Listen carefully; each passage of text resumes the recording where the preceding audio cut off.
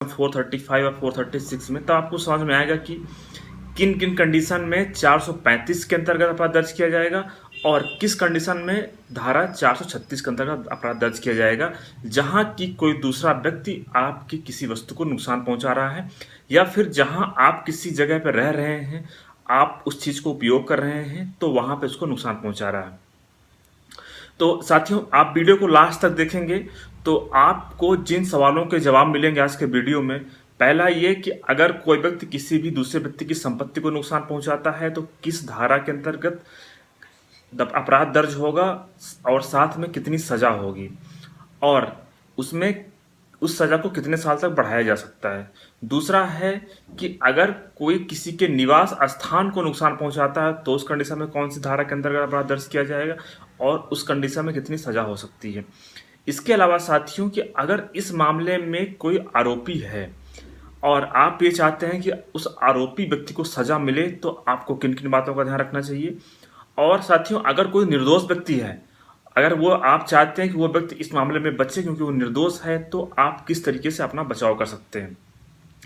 ये जितने भी हमने आपको सवाल बताए हैं, आप वीडियो को लास्ट तक देखेंगे तो निश्चित रूप से आपको इन सारे सवालों की जानकारी आपको होगी। तो साथियों, शुरू करते हैं। सबसे पहले हम समझते हैं कि सेक्शन 435 और 436 में क्या बताया गया है हमारे आईपीसी में, जिसके अंतर्गत की इस तरह की कंडीशन में अपराध दर्ज किया जाता है। साथियों, आपने देखा होगा कि अक्सर कई बार इस तरह की घटनाएं होती हैं, जैसे मान लीजिए कि आप कहीं अपने घर में सो रहे हैं और रात के समय आपकी जो कोई बाइक है, 4 व्हीलर है, जो कहीं कोई बाहर खड़ी है, उसमें कोई दूसरा व्यक्ति आग लगा देता है। और जब आप सोकर उठते हैं या फिर आपको जब पता चलता है कि नहीं, किसी व्यक्ति ने आपकी गाड़ी में आग लगा दिया है, आपकी किसी संपत्ति को नुकसान पहुंचा दिया है। और अक्सर इस तरह की घटनाएं हमने गांव में देखी है कि जहां पे जब भी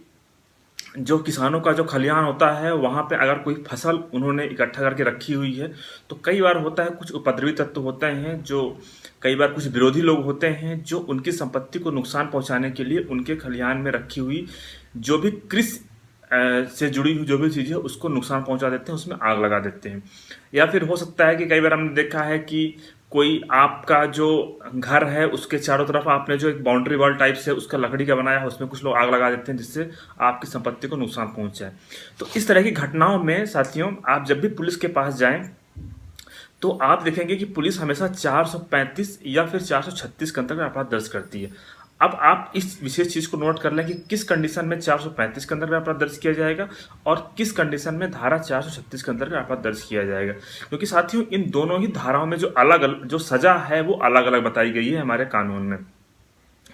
तो सबसे पहले हम समझते हैं धारा 435 में क्या बताया गया। आप स्क्रीन पे देखिएगा, इसे आपको डिटेल में समझाऊंगा। साथियों, जो धारा 435 बताया गया है हमारे आईपीसी में, 100 रुपए का या कृषि उपज की दशा में 10 रुपए का नुकसान कारित करने के आशय से अग्नि या विस्फोटक पदार्थ द्वारा रिष्टि। अब मान लीजिए, इसका एग्जाम्पल है कि मान लीजिए कि आपकी कोई संपत्ति है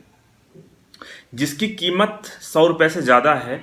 और वो आपकी संपत्ति है और आपके घर के बाहर या फिर उसके मालिक आप हैं। अब कोई दूसरा व्यक्ति होता है, वो किसी विस्फोटक पदार्थ के द्वारा, किसी बम के द्वारा या फिर पेट्रोल जला करके या फिर किसी अन्य तरीके से उसमें आग लगा देता है जिससे आपकी संपत्ति को नुकसान पहुंचता है। तो उस कंडीशन में उस व्यक्ति के खिलाफ धारा 435 के अंतर्गत अपराध दर्ज किया जाता है।